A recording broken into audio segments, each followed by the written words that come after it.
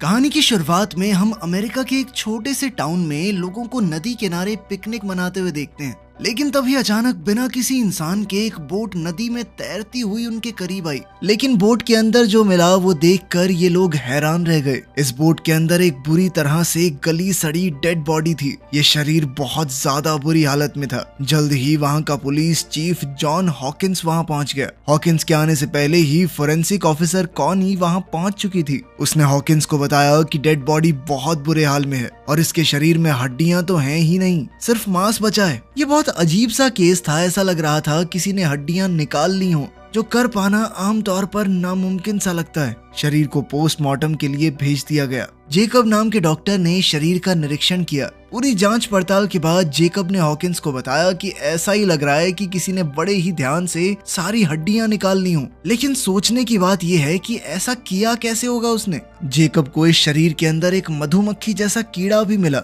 इस कीड़े को जेकब ने एक जार में बंद कर दिया था। हॉकिंग ने कॉनी को ये जार दिया ताकि इसे ध्यान से रख दिया जाए। हो सकता है ये सबूत के तौर पर काम आ जाए और मौत के कारण का पता लगाया जा सके। जल्द ही कॉनी को इस आदमी का नाम पता चला। इस आदमी का नाम था डॉक्टर कोल पार्सन्स। वो एक साइंटिस्ट है जो लगभग 1 साल पहले यहाँ रहने आया था। उन्हें इस आदमी का वॉलेट और कुछ सामान बोट पर ही मिला। वो पहले ही यूनिवर्सिटी में एक प्रोफेसर हुआ करता था, लेकिन फिर उसने सब कुछ छोड़ दिया और अकेले जाकर नदी के किनारे रहने लगा, जंगल के बीचों बीच। हॉकिंस को इस केस की अच्छे से जांच करने के लिए उस आदमी के घर जाना होगा। इसके बाद हम मैग नाम की एक लड़की को देखते हैं जो कि हॉकिंस की एक्स गर्लफ्रेंड है। मैग पुलिस के लिए जंगल की गाइड के तौर पर काम करती थी। हॉकिंस ने मैग से मिलकर इस केस के बारे में पूरी जानकारी दी। मैग उस साइंटिस्ट को जानती थी। लगभग 1 साल पहले मैग ने उस साइंटिस्ट की कुछ सामान लाने में मदद भी की थी। वो जानती थी कि ये साइंटिस्ट किसी एक्सपेरिमेंट पर काम कर रहा है, लेकिन इस एक्सपेरिमेंट के बारे में ज्यादा कुछ नहीं पता उसे।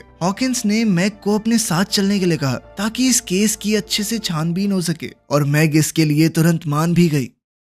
हॉकिंस ने जेकब को भी साथ आने को कहा। इस छानबीन पर चलने से पहले हॉकिंस ने कुछ सूचना इकट्ठी की और तभी उसे एक और परेशान कर देने वाली खबर मिली। उस साइंटिस्ट की एक छोटी बेटी भी थी जो लगभग 1 साल पहले गायब हो गई थी और उसे आज तक कोई नहीं ढूंढ पाया। अगले ही दिन हॉकिंस, मैग और जेकब ने सारा सामान बांधा और घने जंगल की ओर निकल पड़े। इस सफर का कुछ हिस्सा उन्हें बोट से तय करना होगा ताकि वो साइंटिस्ट के केबिन तक पहुंच सकें। जब ये लोग रास्ते में थे तो अचानक कॉनी का फोन आया। कॉनी ने बताया कि जो कीड़ा इस आदमी के शरीर में मिला है वो कल तो मर गया था और आज फिर से जिंदा हो गया। कॉनी ने पूछा कि क्या मैं इस कीड़े को जांच के लिए लैब में भेज दूं, लेकिन हॉकिंस ने कहा कि मेरे लौटने का इंतजार करो। कॉनी ने यह भी बताया कि जब इस साइंटिस्ट की बेटी गायब हुई थी तो उसकी पत्नी का दिमागी संतुलन हिल गया था और उसे 3 महीने तक अस्पताल में रखा गया था। वो बार बार अपने पति को ही अपनी बेटी के गायब होने के लिए जिम्मेदार ठहरा रही थी। जैसे जैसे रात हुई हॉकिंस, मैग और जेकब अपनी मंजिल तक पहुंचे। कभी नदी किनारे जो सुंदर घर हुआ करता था वो अब एक डरावना अकेला कैबिन बन चुका है जहां कोई नहीं आता जाता, किसी तरह का कोई रखरखाव नहीं है। मैग ये देखकर बहुत दुखी हुई क्योंकि जब 1 साल पहले वो यहाँ आई थी तो ये जगह बहुत खूबसूरत थी। हॉकिंस ने मैग और जेकब को बाहर रुकने को कहा और उसने पहले अंदर जाकर देखा कि वहाँ कोई खतरा तो नहीं है। उसने आवाज भी लगाई कि शायद अंदर कोई हो, लेकिन ये जगह पूरी तरह तहस नहस हो चुकी थी। सारा सामान, फर्नीचर इधर उधर बिखरा हुआ था और ये तो देखकर ही पता चल रहा था कि यहाँ काफी समय से कोई नहीं रह रहा। जब हॉकिंस ने इस जगह की छानबीन शुरू की तो उसे कुछ अजीबोगरीब चीजें मिली, जैसे अजीब तरह से हिलती हुई छत, जिसे देखकर ऐसा लग रहा था मानो वो जिंदा हो। जल्द ही हॉकिंस को एक कमरा मिला जिसका दरवाजा बहुत अच्छी तरह से बंद किया गया था। उसने अभी के लिए ये दरवाजा नहीं खोला और बाहर मैग और जेकब को बुलाने गया।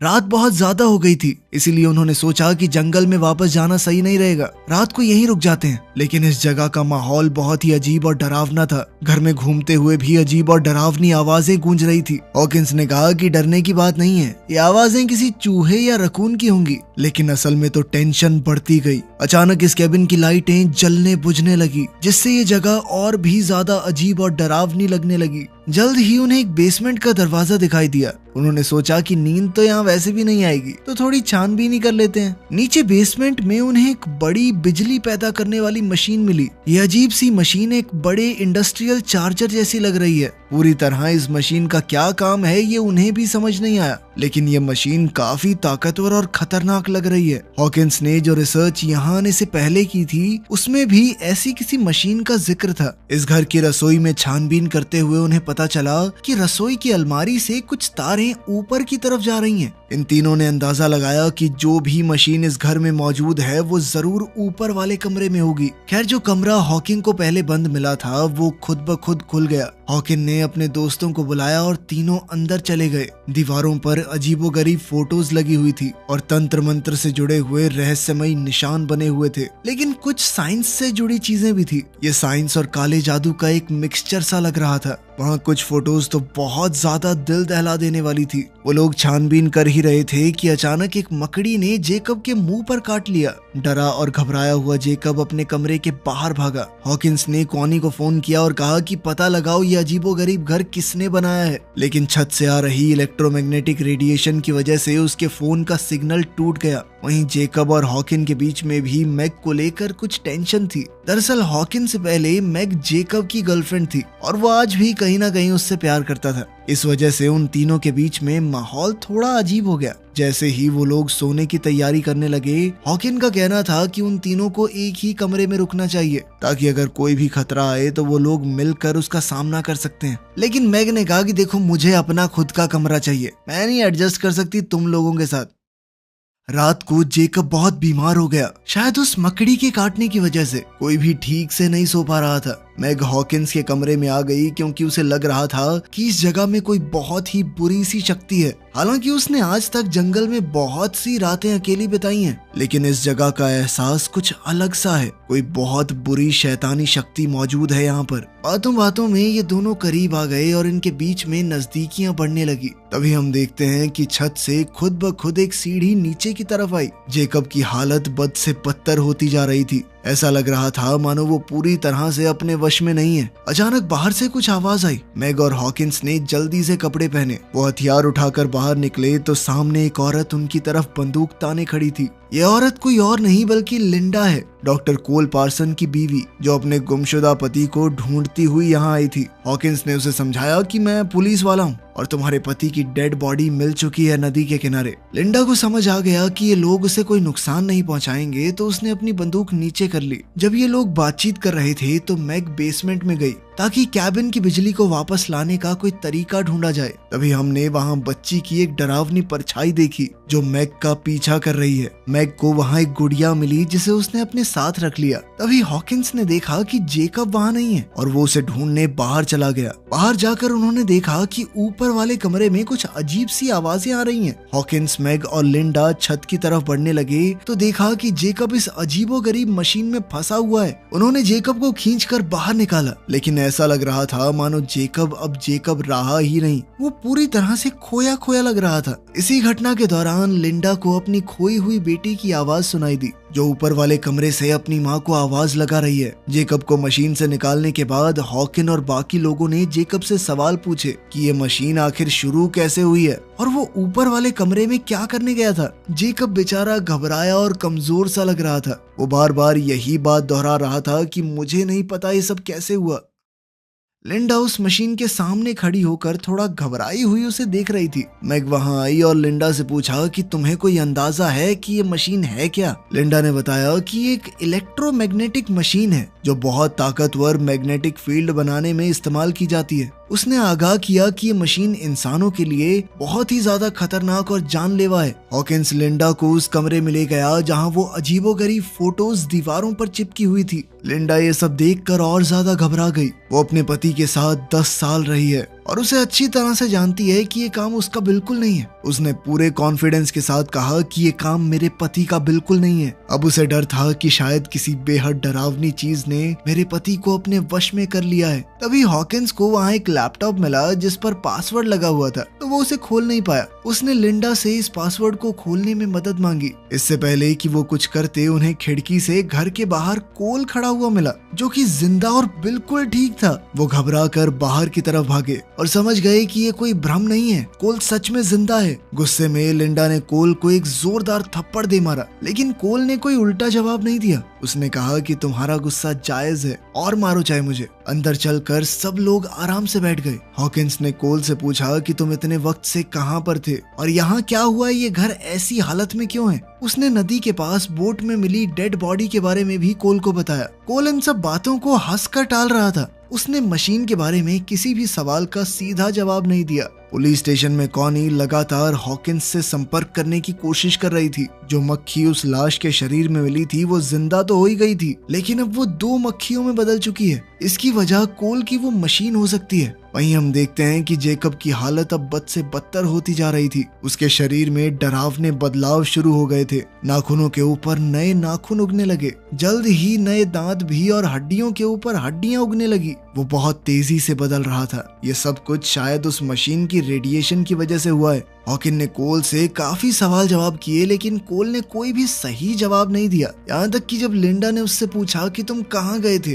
तब भी उसने कोई खास ढंग का जवाब नहीं दिया। और उधर जेकब कोल की बातें इस तरह मान रहा था मानो वो उसका कोई नौकर हो। जब लिंडा जेकब की हालत देखने गई तो उसका शरीर इस तरह से बदला हुआ देखकर वो बहुत ज्यादा डर गई। वो तुरंत हॉकिंस और मैग को बताने गई। जेकब के शरीर में ऐसा भयानक बदलाव देखकर वो लोग समझ गए कि उन्हें जल्द से जल्द यहाँ से निकलना होगा। जब वो लोग बाहर निकले तो देखा कि जिस बोट से वो सब यहाँ पर आए थे वो अब गायब है। हॉकिंस को कोल के ऊपर अब और ज्यादा शक होने लगा, लेकिन कोल अभी भी इन सारी चीजों को मजाक में ले रहा था। हॉकिंस ने गुस्से में अपना आपा खो दिया। उसने कोल को एक जबरदस्त मुक्का दे मारा और उसे बांध दिया ताकि वो आगे किसी चीज में मुसीबत ना पैदा कर सके।